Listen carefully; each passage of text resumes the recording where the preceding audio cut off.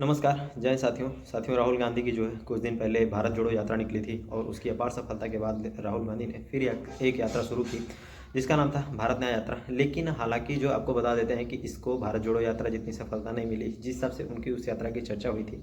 अन्य लोगों का ये मानना था या राजनीतिक सलाहकारों का ये मानना था कि राहुल गांधी ये यात्रा जो शुरू की इसका कोई रैंडमली पर्पज़ नहीं था या लोगों में बहुत ज़्यादा कोई जागरूकता नहीं पैदा कर पाए।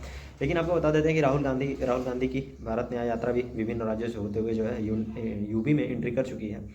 और जब उन्होंने यूपी में एंट्री की तो सबसे बड़ी चीज़ की सबसे बड़ा सामना उनको करना पड़ा। कहीं ना कहीं राहुल गांधी जो है अमेठी छोड़ के भाग गए थे चुनाव में और पिछले कई बार से वहाँ पे वो सांसद थे। सांसद होने के बाद भी वहाँ की पार्टी जो है कहीं ना कहीं अमेठी को एक अपने पुराने ढांचे में ही छोड़ के चली गई थी। और जब से वहाँ पे स्मृति ईरानी सांसद बनी है तब से कुछ चीज़ों में तो काफ़ी बदलाव आया है। रेलवे स्टेशन वगैरह, बस स्टेशन वगैरह, मतलब छोटे मोटे काम जो होने चाहिए वो प्रॉपर होना शुरू हो गए हैं। लेकिन राहुल गांधी ने फिर वादा किया कि जो है इस बार मेरी कोशिश रहेगी कि फिर से मैं यहाँ पे आके चुनाव लड़ूंगा और शायद मैं फिर से आप लोगों की सेवा करने का मौका मिले। दूसरी चीज़ कि राहुल गांधी की जब यात्रा यूपी में एंट्री करती है तो उन्होंने ये कहा कि मैं बनारस गया था और बनारस जाने के बाद मुझे कई चीज़ें ऐसी देखने को मिली कि मुझे देख के बड़े हैरानी हो गई। बनारस के युवा जो है पूरी तरीके से हज़ारों युवा सड़कों पर नशा करके घूम रहे हैं। हालांकि ये व्यू उन्होंने पता नहीं कहाँ से लिया है, इसका तो मेरा मानना नहीं है क्योंकि बनारस एक मानता हूँ थोड़ा बहुत इन सब चीज़ों में हो सकता है, लेकिन जिस हिसाब का उन्होंने दृश्य बताया वो चीज़ें नहीं है। दूसरा सबसे बड़ा मुद्दा उन्होंने उठाया रोजगार का, तो रोजगार के मुद्दे पे थोड़ा बहुत उन्होंने अच्छा काउंटर किया। आपको बता देते हैं क्योंकि कहीं न कहीं अभी यूपी पुलिस का पेपर हुआ या आरओ का पेपर हुआ तो खबरें ऐसी निकल के आ रही हैं कि मतलब ये पेपर पहले ही लगभग 7-8 घंटा पहले ही मार्केट में रन कर रहा है या बच्चों के पास 2.5 से 3 लाख बच्चों के पास ये पेपर जो है पहले ही पहुंच चुका था।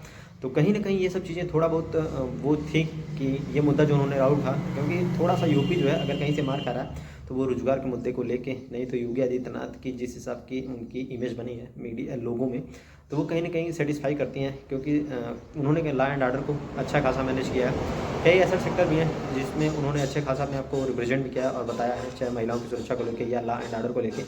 लेकिन उनकी सरकार अगर पीछे जा रही है तो वो मात्र और मात्र एक रीज़न हो सकता है रोजगार का मुद्दा लेके, क्योंकि रोजगार को लेकर जो है अभी यूपी में नहीं देश में ही बेरोजगारी कहीं ना कहीं बढ़ी है और अधिकतर युवा जो है कहीं ना घूमते टहलते नहीं पकड़ दिख रहे हैं। तो इसका थोड़ा बहुत ये चीज़ें मैं मानता हूँ कि ड्रॉबैक है बीजेपी के लिए, लेकिन उसके बाद भी लोगों में एक अच्छा इमेज बना है क्योंकि अन्य कामों को लेके, रोड इंफ्रास्ट्रक्चर को लेके या और भी जितने काम हैं उस पर लोग के तो कहीं ना कहीं बीजेपी को इन सब चुनाव में फायदा होगा। हालांकि राहुल गांधी जिस हिसाब से मेहनत कर रहे हैं अगर वो अमेठी से शायद चुनाव लड़े तो शायद कुछ चीज़ें और भी बदली जा सकती हैं या वो और कुछ भी बेहतर कर पाएँ। तो आने वाले चुनाव में राहुल गांधी एक अच्छे नेता के रूप में उभर रहे हैं। तो इन सब चीज़ों पर आपकी राय क्या है, कमेंट सेक्शन में जरूर बताएं।